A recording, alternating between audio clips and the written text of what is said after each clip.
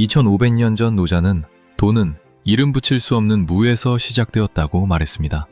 그리고 현대 물리학은 만물의 근원을 탐구하다가 양자장이라는 보이지 않는 에너지의 바다에 도달했죠. 노자는 말했습니다. 도충이용지, 혹불령. 돈은 텅 비어 있으나 써도 다함이 없다는 뜻입니다. 이 비어 있음이야말로 만물을 만드는 자궁입니다. 현대 물리학은 이를 양자진공이라 부릅니다. 아무것도 없는 상태가 아니라 무한한 에너지가 꿈틀대며 무엇이든 될 준비를 마친 상태죠. 보이지 않는 에너지는 어떻게 우리 눈앞에 사건과 물질이 될까요? 가장 중요한 열쇠는 바로 연결과 관찰입니다. 노자는 도덕경의 시작에서 이렇게 선언합니다. 무명 만물지시, 유명 만물지모. 이름 없는 상태, 즉 아무것도 정의되지 않은 무가 만물의 시작이며 이름을 붙이는 순간 비로소 만물의 어머니가 되어 현실이 나타난다는 뜻입니다.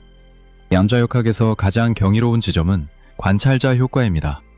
양자역학의 세계에서 입자는 관찰되기 전까지 파동으로 존재합니다. 파동은 어디에나 있고 동시에 어디에도 없습니다. 즉, 모든 가능성이 중첩되어 있는 상태죠. 그런데 우리가 의식을 집중하여 그것을 바라보고 정의하는 순간, 즉 이름을 붙이는 순간 파동은 입자로 굳어집니다.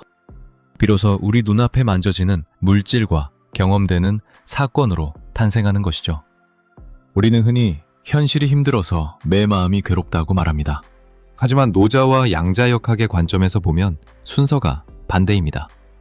내 마음속에 어떤 관찰의 틀을 가지고 있느냐가 우주의 에너지를 특정한 형태로 응고시킵니다.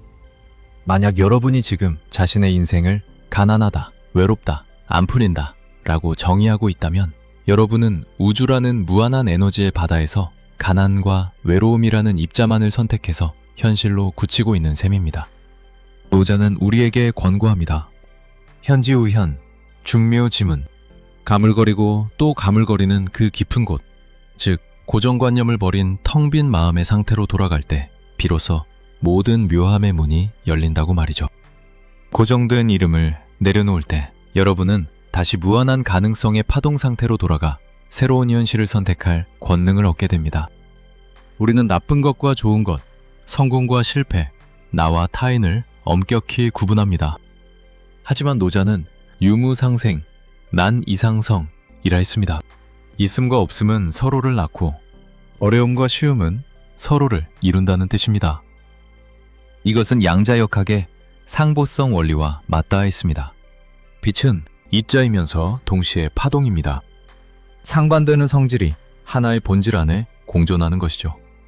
당신이 지금 겪고 있는 고통은 사실 당신이 맞이할 평온을 정의하기 위해 존재하는 동전의 뒷면입니다. 양자적으로 볼 때 모든 사건은 얽혀 있습니다. 양자 얽힌 상태에서는 우주 끝에 있는 입자와 이쪽의 입자가 빛보다 빠르게 소통합니다. 이 연결성을 깨달으면 나라는 작은 에고에 갇혀 고립감을 느낄 필요가 없습니다. 노자는 천하지교, 즉 천하가 하나로 만나는 사귐에 대해 말했습니다. 당신이 타인에게 베푸는 친절은 양자적인 연결망을 타고 즉각 우주 전체의 진동수를 높입니다. 반대로 당신이 스스로를 비난할 때 그 부정적인 파동은 당신 주변의 모든 양자장을 어둡게 굳힙니다. 현실은 독립된 파편들의 집합이 아니라 거대한 하나의 유기체가 춤을 추는 장입니다. 당신의 작은 생각 하나가 전 우주의 풍경을 결정짓는 붓질이 되는 이유가 바로 여기에 있습니다. 가장 많이 오해받는 노자의 사상이 바로 무의입니다. 노자는 위무의, 칭무불치라고 했습니다. 자괴함이 없이 행하면 다스려지지 않는 것이 없다는 뜻입니다. 우리가 무언가를 간절히 원할 때 역설적으로 그 소망은 멀어집니다. 왜일까요?